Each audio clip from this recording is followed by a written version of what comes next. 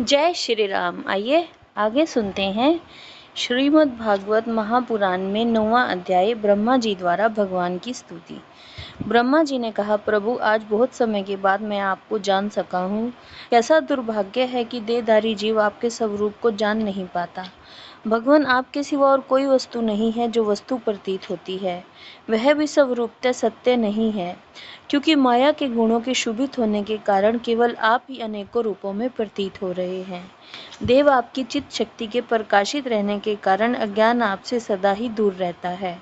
आपका यह रूप जिसके नाभि कमल से मैं प्रकट हुआ हूँ, सैकड़ों अवतारों का मूल कारण है। इसे आपने सत्पुरुषों पर कृपा करने के लिए ही पहले प्रकट किया है। परमात्मन आपका जो आनंद मात्र भेद रहित अखंड तेजोमय स्वरूप है, उसे मैं इससे भिन्न नहीं समझता। इसलिए मैंने विश्व की रचना करने वाले होने पर भी विश्वातीत आपके इस अद्वितीय रूप की ही शरण ली है। यही संपूर्ण भूत और इंद्रियों का भी अधिष्ठान है। हे विश्व कल्याण में मैं आपका उपासक हूँ। आपने मेरे हित के लिए ही मुझे ध्यान में अपना यह रूप दिखाया है। जो पापात्मा विश्वासक जीव हैं, वे ही इसका अनादर करते हैं। मैं तो आपको इसी रूप में बार बार नमस्कार करता हूँ। मेरे स्वामी, जो लोग वेद रूप वायु से लाई हुई आपके चरण रूप कमल कोश की गंध को अपने कर्णपुटों से ग्रहण करते हैं, उन अपने भक्तजनों के हृदय कमल से आप कभी दूर नहीं होते, क्योंकि वे पराभक्ति रूप डोरी से आपके पाद पद्मों को बांध लेते हैं।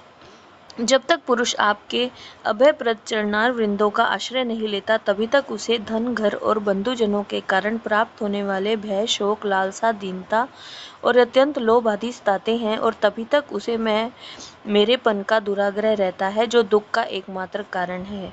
जो लोग सब प्रकार के अमंगलों को नष्ट करने वाले आपके श्रवण कीर्तन आदि प्रसंगों से इंद्रियों को हटाकर लेश मात्र विषय सुख के लिए दीन और मन ही मन ललायित होकर निरंतर दुष्कर्मों में लगे रहते हैं, उन बेचारों की बुद्धि दैव ने हर ली है। अच्युत उरुक्रम इस प्रजा को भूख, प्यास, वात, पित्त, कफ, सर्दी, गर्मी, हवा और वर्षा से परस्पर एक दूसरे से तथा कामाग्नि और दूसरे क्रोध से बार बार कष्ट उठाते देखकर मेरा मन बड़ा खिन्न होता है। स्वामिन, जब तक मनुष्य इंद्रिय और विषय रूपी माया के प्रभाव से आपसे अपने को भिन्न देखता है, तब तक उसके लिए इस संसार चक्र की निवृत्ति नहीं होती। यद्यपि यह मिथ्या है, तथापि कर्मफल भोग का क्षेत्र होने के कारण उसे नाना प्रकार के दुखों में डालता रहता है। देव औरों की तो बात ही क्या, जो साक्षात मुनि हैं, वे भी यदि आपके कथा प्रसंग से विमुख रहते हैं तो उन्हें संसार में फंसना पड़ता है। वे दिन में अनेक प्रकार के व्यापारों के कारण विक्षिप्त चित्त रहते हैं, रात्रि में निद्रा में अचेत पड़े रहते हैं। उस समय भी तरह तरह के मनोरथों के कारण क्षण क्षण में उनकी नींद टूटती रहती है, तथा दैववश उनकी अर्थ सिद्धि के सब उद्योग भी विफल होते रहते हैं। नाथ, आपका मार्ग केवल गुण श्रवण से ही जाना जाता है। आप निश्चय ही मनुष्य के भक्ति योग के द्वारा परिशुद्ध हुए हृदय कमल में निवास करते हैं।